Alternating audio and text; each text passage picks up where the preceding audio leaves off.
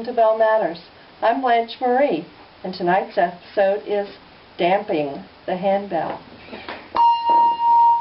Once you strike a handbell, you then need to damp the handbell. Notice I said damp, not dampen. Dampen is what you do when you pour water on something, and we're not going to pour water on our handbells. We damp, D-A-M-P, to get rid of the sound. Just like you damp a candle to get rid of the light, you damp a handbell to get rid of the sound. So you have the strike and the damp. Sometimes you don't need to damp. If you have 4 quarter notes in a row and it's all the same bell, you're not going to damp until after the last quarter note in a series. If you're going back and forth,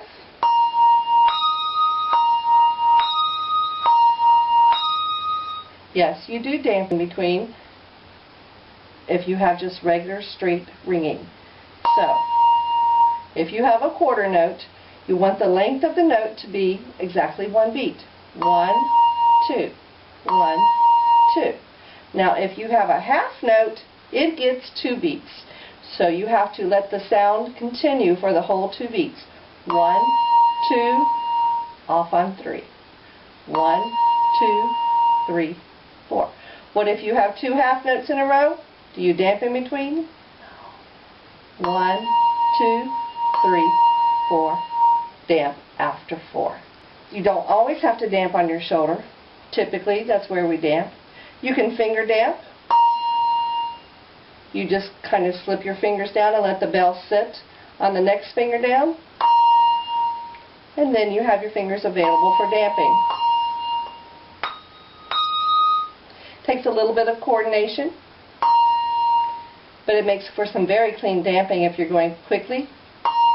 If you want to do some staccato notes and don't want to get back here all the time, or if you're doing 4 in hand and need to damp out 1 bell and let the other bell ring, you can also table damp.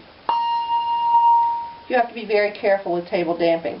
You don't want to let it turn into a mart, and you don't want to hear your bell hit the table.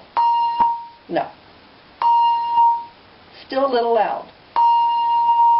You just want to gently place it on the table and let the fabric of the table and the foam damp the bell. Now, the bigger the bell, the more you're going to have to put it into your shoulder, the more of the side you're going to need to cover. Now, if you think about the metal after you strike it, the metal is vibrating. That's causing the sound waves to come out. So the bigger the bell, the more sound waves you're going to have to get out, the more metal you need to cover. Now, on occasion, you have a very loud, you're going to play strong, we're building up, we're getting to a climax, and then the conductor says ring touch, or get rid of it immediately. You might need to add a hand to that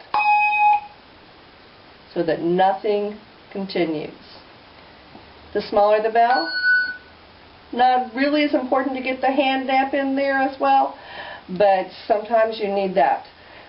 A lot of it is left up to your director. She's going to say, I need more damping, or he's going to say, I need more damping in that song, or a little less damping. It needs to flow a little better.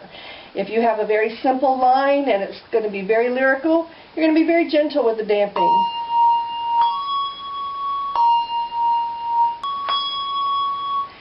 But if it's staccato, short, you want to get off clean so that we don't have a lot of overtones hanging out. Just like a clean strike can make a piece come alive, a clean damp is also important. So be careful with your damping. As a handbell ringer, it's your responsibility to work through your score, know what you're going to play, and be ready for when the director calls on you. Happy damping!